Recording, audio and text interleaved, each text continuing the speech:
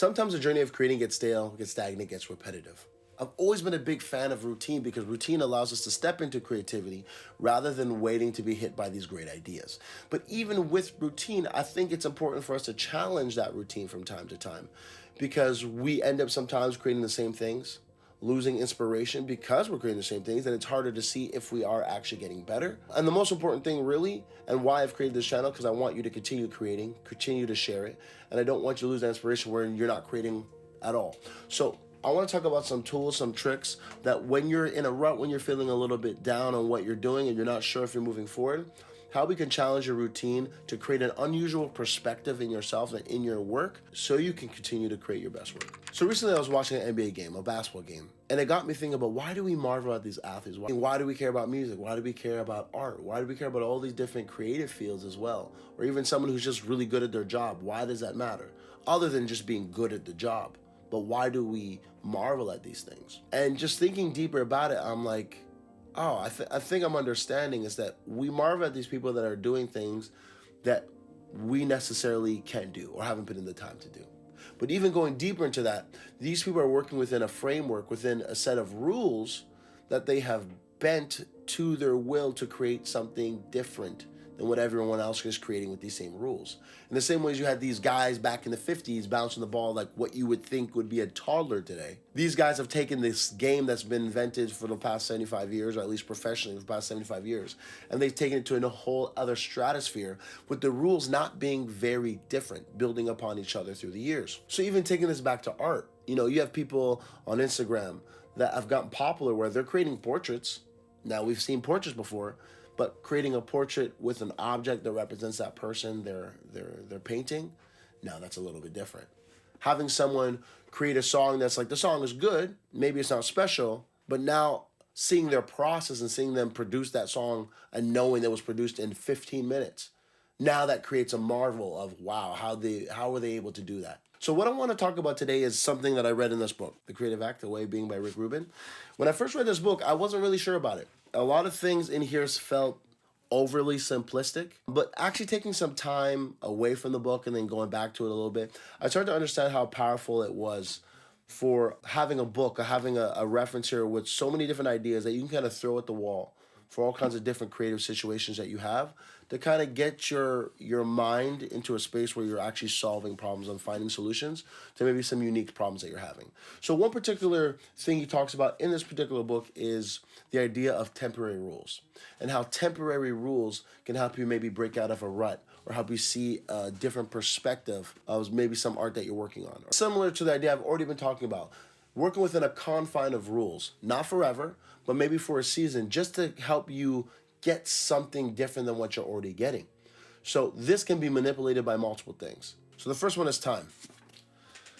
Time is probably the easiest way that we can go ahead and manipulate and play with this idea of temporary rules. Now, if something is taking you an hour to do, I would suggest you just try to do it in 50% of the time. So 30 minutes. If you're want to be a bit more adventurous, try a third of the time. So 25 minutes, 20 minutes, whatever it is. What you're going to see is that you're going to get to your innate abilities. You're going to get to not overthinking it anymore. If you're in a space where you have a rut and you don't have ideas, maybe the problem is you have too much time. Maybe the problem is there's too many things around you that are allowing you to second guess what you innately believe and what you've learned through your time of practicing your craft. This is going to highlight the things that you're really good at, and this is also going to highlight the things that need more work. So just the idea of maybe implementing this a few times a week, maybe once a week, once a month, but in a way that you can get down to, okay, what am I really good at if I'm put under the gun? This is a great way to identify your strengths and your weaknesses, and you're going to realize that you can trust your gut better and go with your gut better. And if your gut is steering you off the path, then it's easy for you to work on that. Number 2, environment. Environment is a great one. Now, this can be super simple. This can be as simple as just cleaning your space, doing a little feng shui, moving things around. This can be that if you usually write at home, you can decide, hey, you know what, let me go write at the cafe today. Now, it seems super simple, but you're gonna start to understand that your environment manipulates your freedom to create. So if you do not have a space where you feel free, where you feel that you can create your best, well, it's gonna be hard to create your best. Like me particularly, I travel a lot. I do a lot of hotels.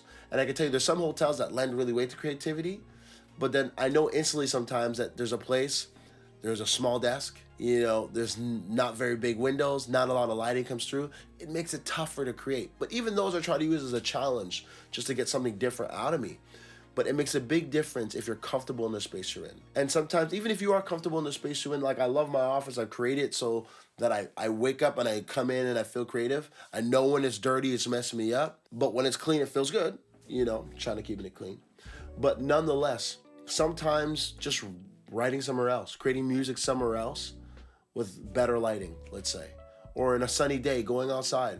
These things trigger something different in me that sometimes turn into great ideas. Number 3, tools. Now, tools can be a variety of things. It can be as simple as using a different brush than you use, using a different medium that you would use. For me, myself personally, I used to start all my music doing the melody first. And then with the melody, I'd write in the drums and everything else. Then it came to a point I was getting kind of stagnant. It was getting kind of stale for me. I wasn't creating drums that really felt alive, let's say. So I started to do what I saw other beat makers do, and they were starting with the drums first. And when I started to realize that the drums started to better inform the melody I needed on top of it. And then I started to get better drums. I started to understand how important percussion was to the feeling of the drums. And that if I can lock in the feeling of the drums, it really does help in the feeling of the melody. So now I can go back and forth because I forced a changed perspective that now I actually like going with the drums first. So figure out how big or small you want to do it, but from time to time, change your tools. See how that can maybe enhance your creativity. And it's possible it doesn't make that much of a change. But nonetheless, we want to have these tools in our toolkit for when things get stagnant. This might be the opportunity for you when it comes to the things that you're using to create your art. Number 4 is starting point. This can be as simple as you like to start from the beginning of the story. What if you started from the end? You like to do your outline and your drawing first, but what if you were to start with the colors that you would do at the very end of it? For me personally, this might mean instead of working on my chorus first, I'm going to work on my verse. It doesn't have to be complicated, and none of this should be complicated. If this is overwhelming, maybe don't do it. This is just to get you thinking different. This is to force a different perspective. If any of this has helped you, I'd love if you like and subscribe. YouTube thinks you might want to watch another video. I ask you to watch that if you can. Go create, be great. I want to see you be a better creative. Peace.